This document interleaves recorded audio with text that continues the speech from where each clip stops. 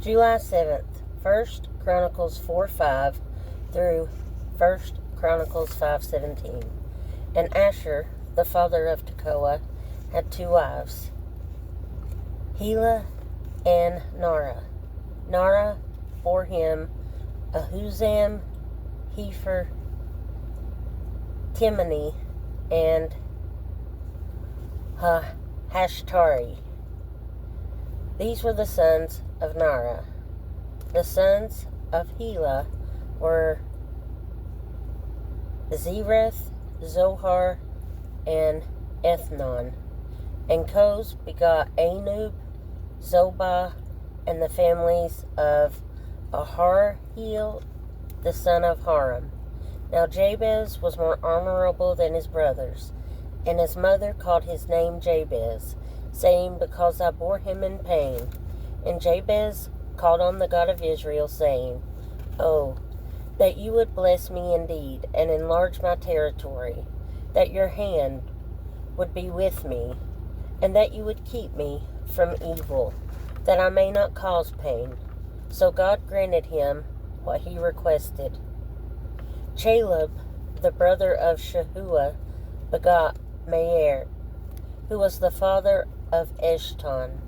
Eshton begot Bethrapha, Pesa, and Tehinnah, the father of Ir-Nahash.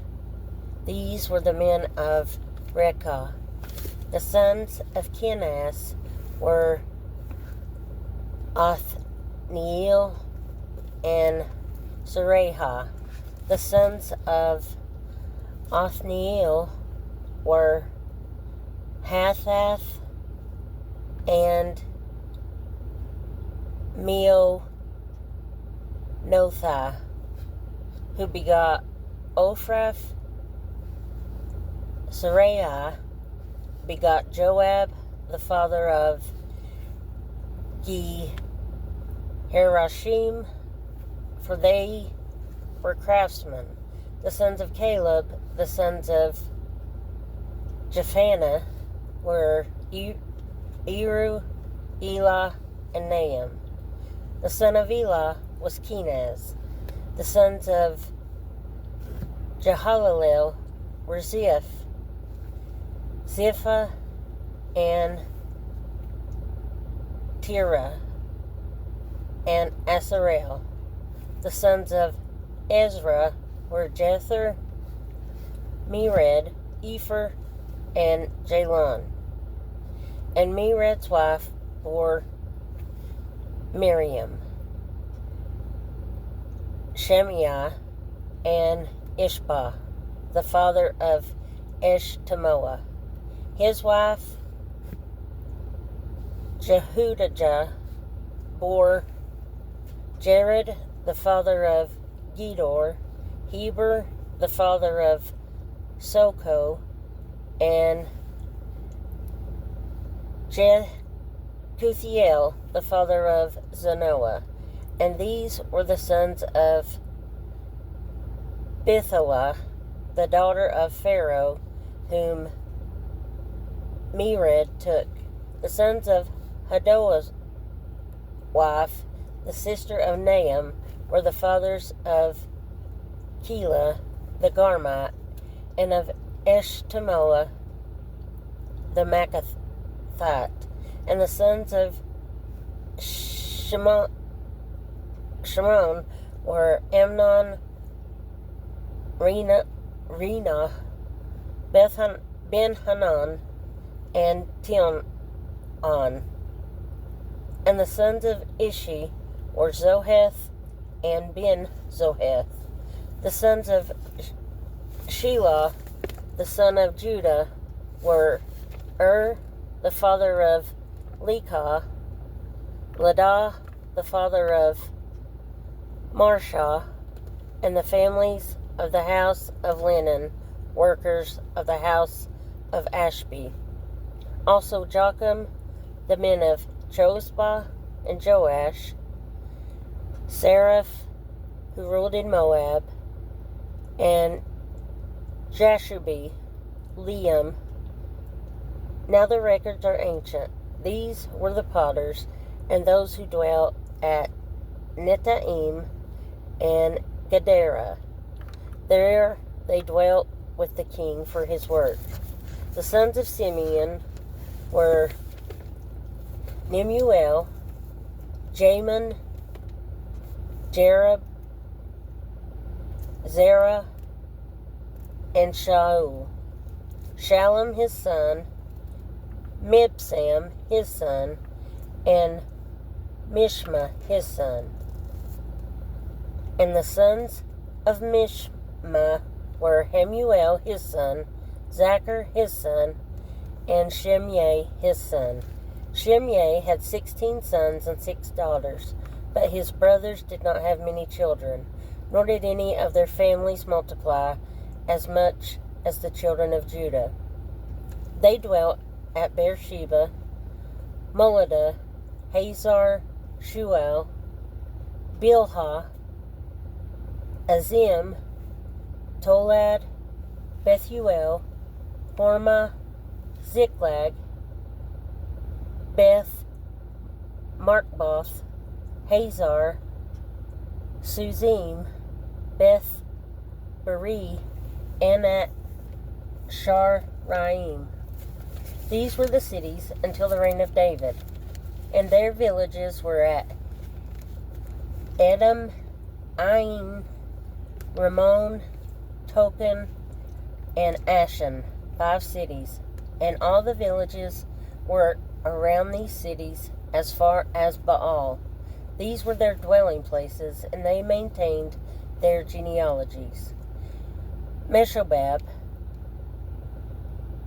Jamlik, and Joash, the son of Amazah, Joel, and Jehu, the son of Joshibai, the son of Sariah, the son of Asael, Elionah, Jacobah,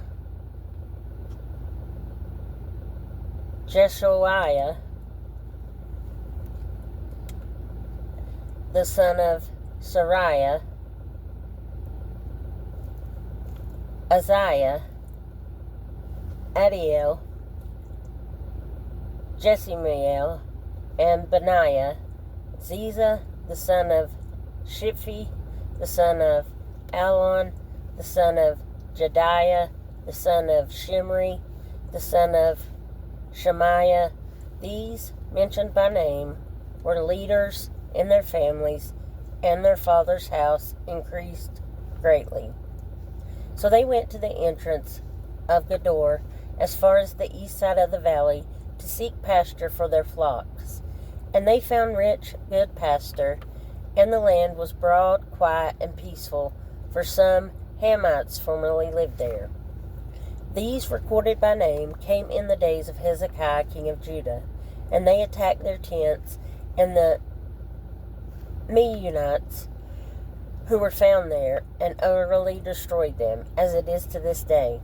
So they dwelt in their place, because there was pasture for their flocks there.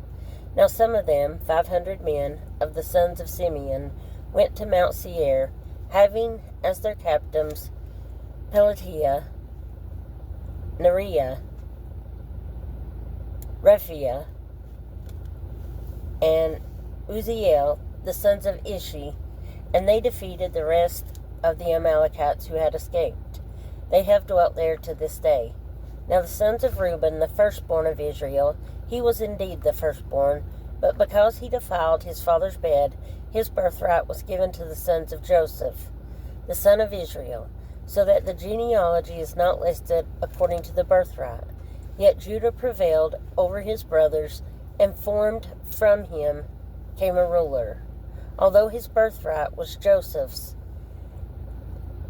the sons of Reuben, the firstborn of Israel, were Hanok, Palu, Hezron, and Carmi. The sons of Joel were Shemaiah, his son, Gog, his son, Shemaiah, his son, Micah, his son, Raiah, his son, Baal, his son, Beret, his son, whom Tiglath-Pileser, king of Assyria, carried into captivity. He was leader of the Reubenites, and his brethren by their families, when the genealogy of their generations was registered. The chief Jeiel, and Zechariah, and Bela the son of Azaz, the son of Shema, the son of Joel, who dwelt in Aurora as far as Nebo and Baal-Meon. Eastward they settled, as far as the entrance of the wilderness, this side of the river Euphrates, because their cattle had multiplied in the land of Gilead. Now in the days of Saul they made war with the Hagarites, who fell by their hand, and they dwelt in their tents throughout the entire area east of Gilead. And the children of Gad dwelt next to them, in the land of Bashan as far as Salcah. Joel was the chief of Shaphan.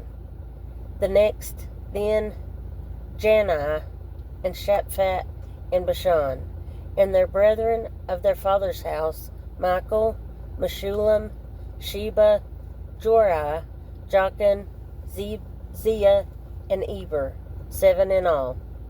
These were the children of Abihail, the son of Huri, the son of Jaroah, the son of Gilead, the son of Michael, the son of Jeshishah, the son of Jado, the son of Buz, Ahi, the son of Abidil, the son of Guni, was the chief of their father's house. And the Gadites dwelt in Gilead, in Bashan, and in its villages, and in all common lands of Sharon with their borders. All these were registered by genealogies in the days of Jotham, king of Judah, and in the days of Jeroboam, king of Israel. Acts 25:1 through 27. Now when Festus had come to the province, after 3 days he went up from Caesarea to Jerusalem. Then the high priest and the chief men of the Jews informed him against Paul, and they petitioned him, asking a favor against him, that he would summon him to Jerusalem, while they lay in ambush along the road to kill him. But Festus answered that Paul should be kept at Caesarea, and that he himself was going there shortly. Therefore he said, "Let those who have authority among you go down with me and accuse this man, to see if there is any fault in him." And when he had remained among them more than 10 days, he went down to Caesarea. And the next day, sitting on the judgment seat, he commanded Paul to be brought.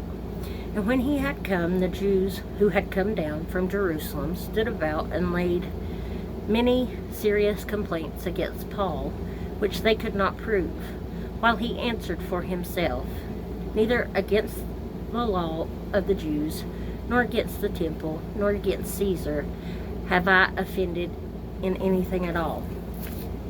But Festus, wanting to do the Jews a favor, answered Paul and said, "Are you willing to go up to Jerusalem and there be judged before me concerning these things?" So Paul said, "I stand at Caesar's judgment seat, where I ought to be judged. To the Jews I have done no wrong, as you very well know. For if I am an offender, or have committed anything deserving of death, I do not object to dying. But if there is nothing in these things of which these men accuse me, no one can deliver me to them. I appeal to Caesar." Then Festus, when he had conferred with the council, answered, "You have appealed to Caesar. To Caesar you shall go." And after some days, King Agrippa and Bernice came to Caesarea to greet Festus. When they had been there many days, Festus laid Paul's case before the king, saying, "There is a certain man left a prisoner by Felix, about whom the chief priests and the elders of the Jews informed me when I was in Jerusalem, asking for a judgment against him. To them I answered, 'It is not the custom of the Romans to deliver any man to destruction before the accused meets the accusers face to face and has opportunity to answer for himself concerning the charge against him. Therefore, when they had come together without any delay, the next day I sat on the judgment seat and commanded the man to be brought in. When the accusers stood up, they brought no accusation against him of such things as I supposed, but had some questions against him about their own religion and about a certain Jesus who had died, who Paul affirmed to be alive. And because I was uncertain of such questions, I asked whether he was willing to go to Jerusalem and there be judged concerning the matters. But when Paul appealed to be reserved for the decision of Augustus, I commanded him to be kept till I could send him to Caesar. Then Agrippa said to Festus, I also would like to hear the man myself. Tomorrow, he said, you shall hear him. So the next day, when Agrippa and Bernice had come with great pomp and had entered the auditorium with the commanders and the prominent men of the city, Festus' command Paul was brought in. And Festus said, King Agrippa, and all the men who are here present with us, you see this man, about whom the whole assembly of the Jews petitioned me, both at Jerusalem and here, crying out that he was not fit to live any longer. But when I found out that he had committed nothing deserving of death, and that he himself had appealed to Augustus, I decided to send him. I have nothing certain to write to my Lord concerning him, therefore I have brought him out before you, and especially before you, King Agrippa, so that after the examination has taken place, I may have something to write. For it seems to me unreasonable to send a prisoner and not to specify the charges against him. Psalm 5, 1 through 12. Give ear to my words, O Lord. Consider my meditation. Give heed to the voice of my cry, my King and my God, for to you I will pray. My voice you shall hear in the morning, O Lord. In the morning I will direct it to you, and I will look up. For you are not a God who takes pleasure in wickedness, nor shall evil dwell with you. The boastful shall not stand in your sight. You hate all workers of iniquity. You shall destroy those who speak falsehood. The Lord abhors the bloodthirsty and deceitful man. But as for me, I will come into your house in the multitude of your mercy. In fear of you, I will worship toward your holy temple. Lead me, O Lord, in your righteousness. Because of my enemies, make your way straight before my face. For there is no faithfulness in their mouth. Their inward part is destruction. Their throat is an open tomb. They flatter with their tongue. Pronounce them guilty, O God. Let them fall by their own counsels. Cast them out in the multitude of their transgressions, for they have rebelled against you. But let all those rejoice who put their trust in you. Let them ever shout for joy, because you defend them. Let those also who love your name be joyful in you. For you, O Lord, will bless the righteous. With favor you will surround him as with a shield. Proverbs 18:19. A brother offended is harder to win than a strong city, and contentions are like the bars of a castle.